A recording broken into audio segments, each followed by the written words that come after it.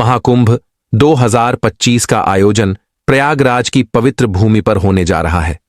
इस बार का महाकुंभ दिव्य, भव्य और विशाल होने वाला है। धार्मिक मान्यताओं के अनुसार जब बृहस्पति मेष राशि में और सूर्य मकर राशि में होते हैं, तब कुंभ मेले का आयोजन प्रयागराज में किया जाता है।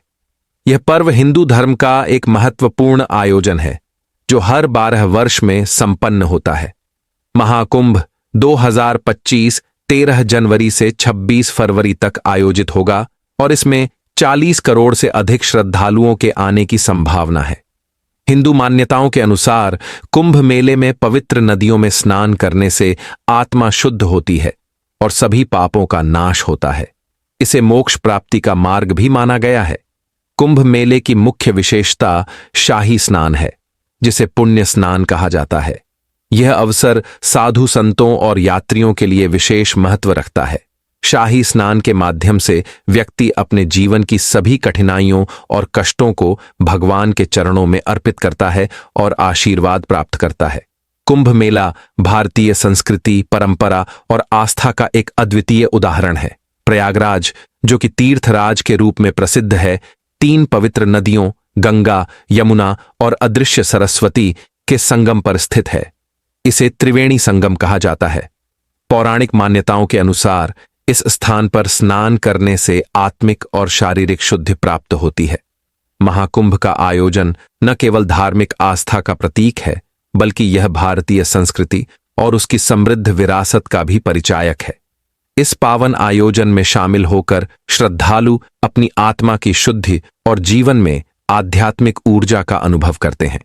कुंभ मेले का शाही स्नान केवल एक धार्मिक अनुष्ठान नहीं है, बल्कि यह भारतीय संस्कृति, परंपरा और आस्था का अद्भुत प्रतीक है।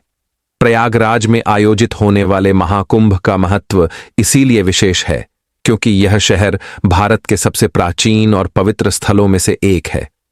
यहां गंगा, यमुना और अदृश्य सरस्वती नदियों का त्रिवेणी संगम है, जिसे मिलन बिंदु कहा जाता है।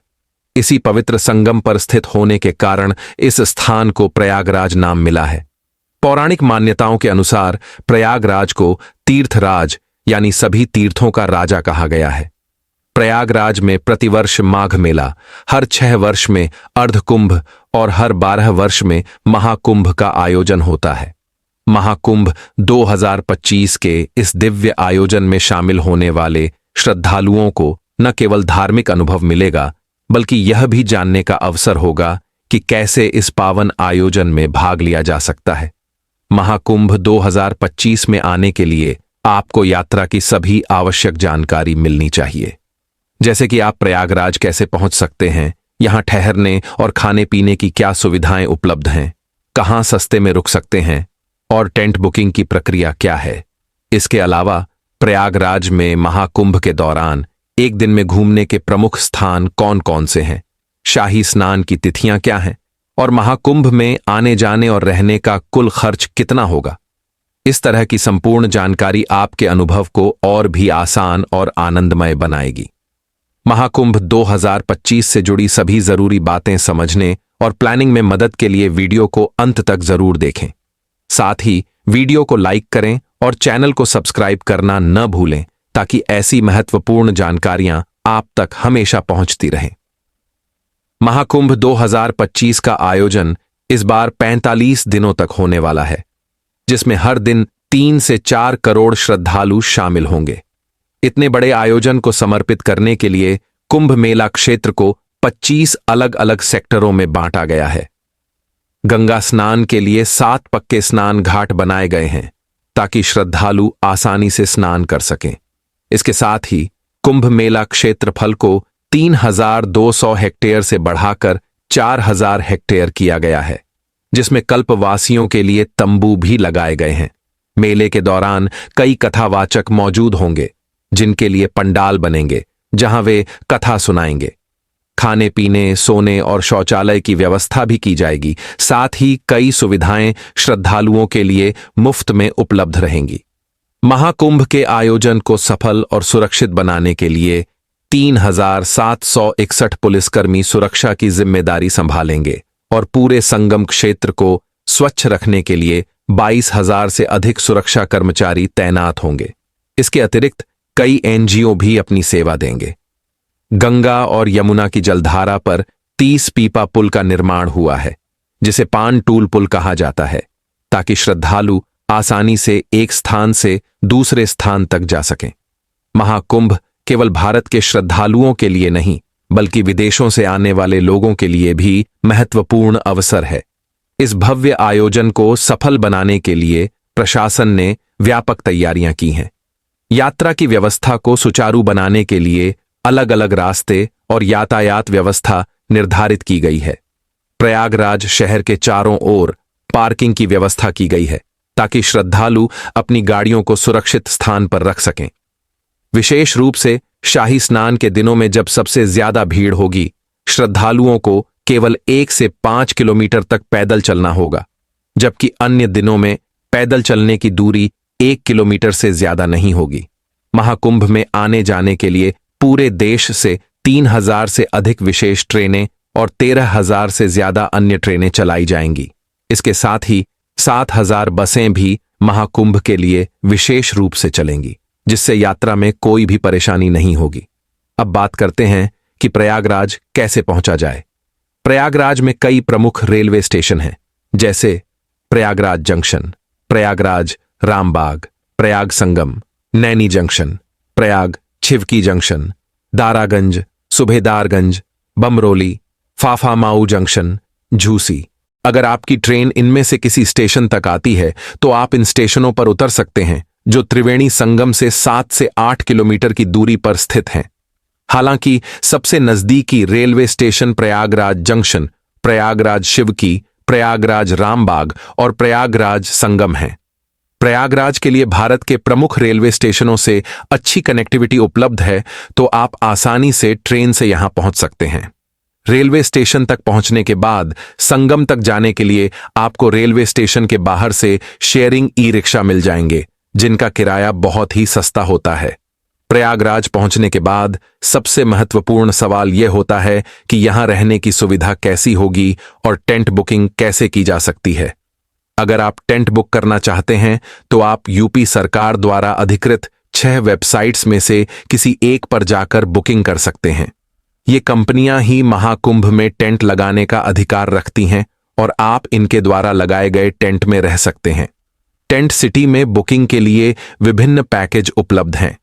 अगर आपका बजट अच्छा है तो आप किसी भी पैकेज का चयन कर सकते हैं, जिसमें रेलवे स्टेशन या एयरपोर्ट से पिकअप और ड्रॉप की सुविधा, साथ ही लंच और डिनर की व्यवस्था भी शामिल होती है। इन टेंट के चार्जेस एक दिन के लिए 10,000 से लेकर 80,000 तक हो सकते हैं और इनमें सेमी डीलक्स, डीलक्स और लग्जरी कॉटेजेस शामिल हैं। अगर आपका बजट कम है तो आप सस्ती और अच्छी धर्मशालाओं में भी रुक सकते हैं, जो संगम के नजदीक स्थित हैं। इससे आपको अन्य सुविधाएं भी मिल जाएंगी।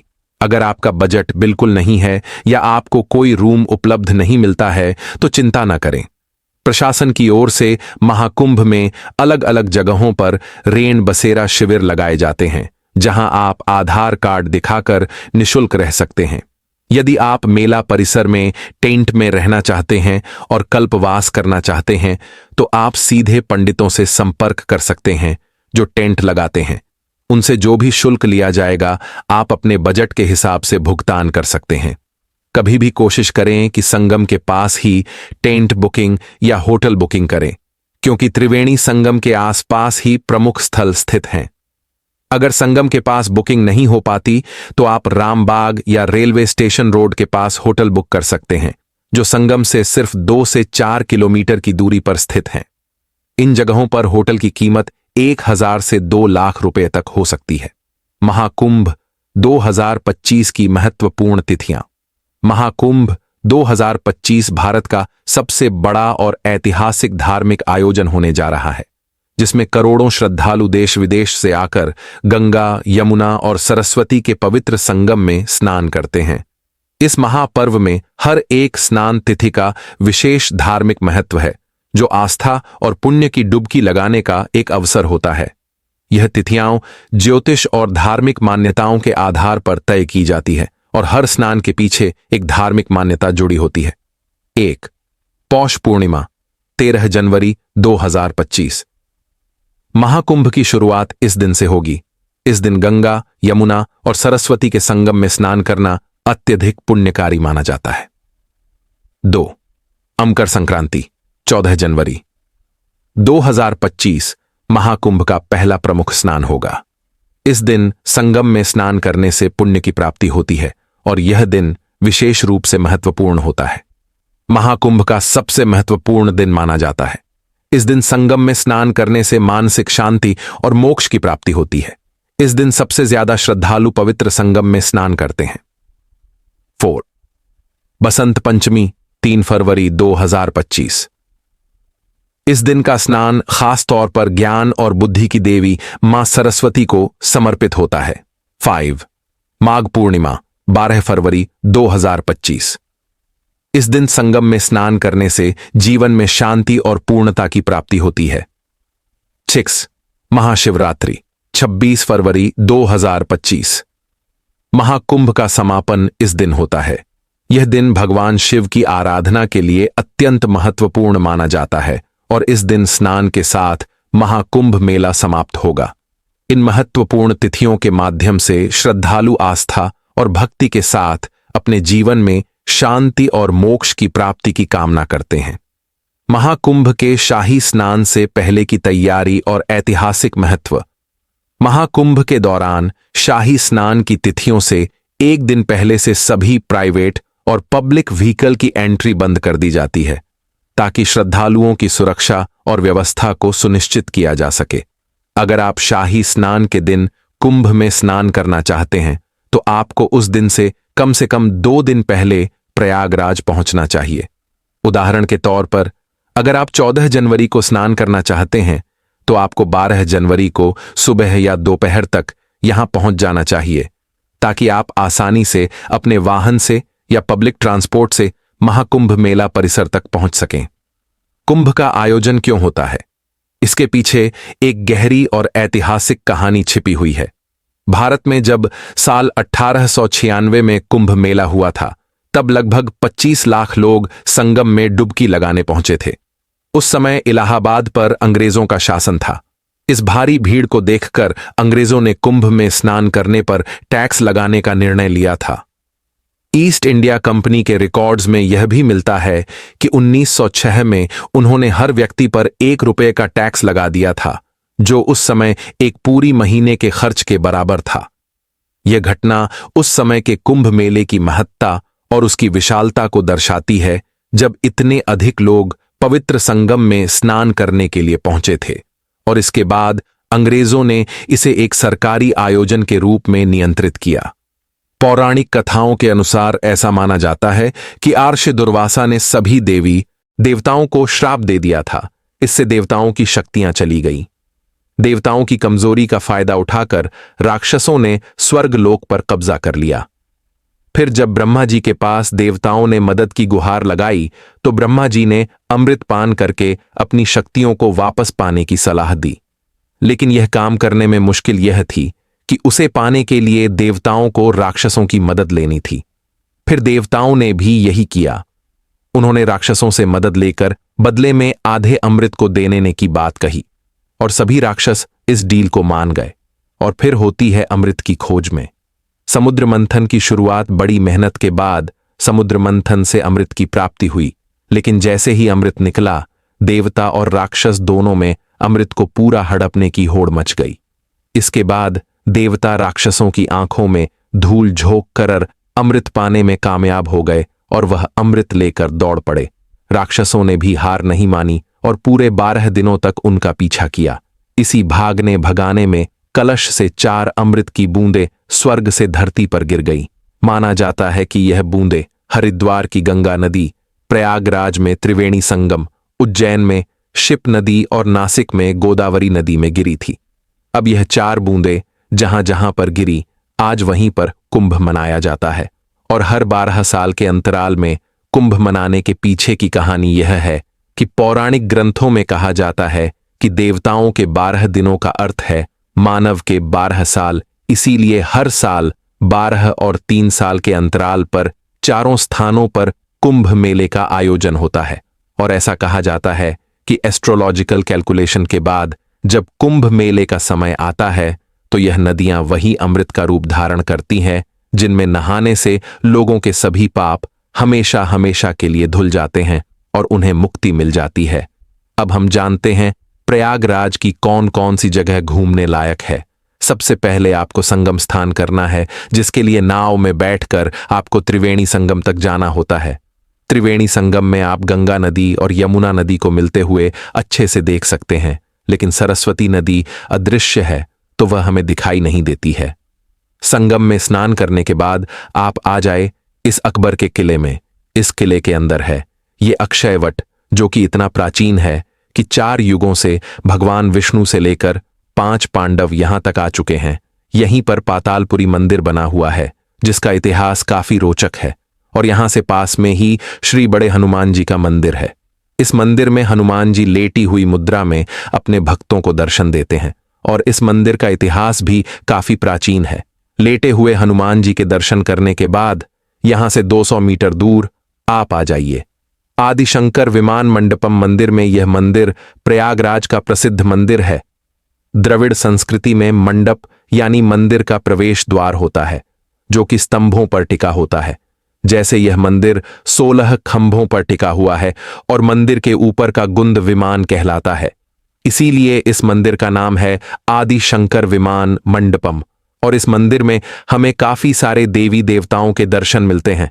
संगम पर सभी मुख्य प्लेसेस घूमने के बाद आप आ जाइए अलोपी देवी मंदिर में। माम अलोपी देवी मंदिर 51 शक्तिपीठों में से एक है और यहां पर माता सती के दाहिने हाथ का पंजा कटकर गिरा था। यहां से अब हम जाएंगे भारद्वाज पार्क और उनके आश्रम में, लेकिन वहां जाने से पहले दोस्तों, अगर आप लंच करना चाहेंगे तो प्रयागराज में काफी सारे रेस्टोरेंट्स मिल जाएंगे, तो आप यहां पर लंच, डिनर और ब्रेकफास्ट कर सकते हैं। अब दोस्तों, भारद्वाज आश्रम के आसपास ही बाकी की टूरिस्ट प्लेसेस मौजूद है और सबसे पहले हम जाएंगे भारद्वाज पार्क। यहां पर आपको भारद्वाज मुनि की बड़ी सी मूर्ति देखने को मिलती है और साथ इस पार्क में हमें भारद्वाज आश्रम की छोटी सी झलक भी दिखाई देती है। और यहीं से 250 मीटर दूर भारद्वाज आश्रम स्थित है। अपने वनवास के दौरान श्री राम जी सबसे पहले यहां पर आए थे। भारद्वाज मुनि का यह आश्रम त्रेता युग का है और कहा जाता है कि कुंभ मेले के पर्व तक भी भारद्वाज मुनि ही थे। भारद्वाज आश्रम के पास में ही आनंद भवन बना हुआ है। यहां की एंट्री टिकट 10 रुपये और 1 रुपये की है। इस भवन में आपको पुराने जमाने की काफी सारी एंटिक चीजें देखने को मिलती हैं। इस भवन में जवाहरलाल नेहरू, इंदिरा गांधी, महात्मा गांधी जी रहा करते थे, तो उनकी काफी सारी यादें यहां पर संजो कर रखी हुई हैं। आनंद भवन घूमने के बाद आप आ जाए चंद्रशेखर आजाद पार्क में। 17 फरवरी 1931 को अंग्रेजों ने चंद्रशेखर आजाद को इसी जगह पर चारों ओर से घेर लिया था। फिर चंद्रशेखर जी ने अपनी पिस्तौल में बची आखिरी गोली अपने आप को ही मार ली थी। चंद्रशेखर आजाद पार्क के सामने पंडित जी की चाट पर कुल्हड़ वाला दही, बल्ला, कचौरी, समोसा काफी फेमस है, तो आप यहां पर नाश्ता पानी भी कर सकते हैं। उसके बाद आप आ जाए प्राचीन वेणी माधव मंदिर में। त्रिवेणी संगम की रक्षा करने के लिए भगवान विष्णु खुद यहां पर विराजमान हुए थे। अब हम पहुंचे हैं नाग वासुकी मंदिर में, जिसका इतिहास भी काफी रोचक और महाकुंभ से जुड़ा हुआ है। यह वही मंदिर है जो समुद्र मंथन के समय रस्सी के रूप में स्वयं प्रकट हुए नाग वासुकी जी का है। नाग वासुकी मंदिर का धार्मिक महत्व बहुत बड़ा है, क्योंकि इसे समुद्र मंथन से जुड़ी एक महत्वपूर्ण घटना से जोड़ा जाता है। महाकुंभ के दौरान आप इन सभी ऐतिहासिक और धार्मिक स्थानों को एक ही दिन में देख सकते हैं। महाकुंभ से जुड़े आपके जो भी सवाल हैं, आप कमेंट करके पूछ सकते हैं।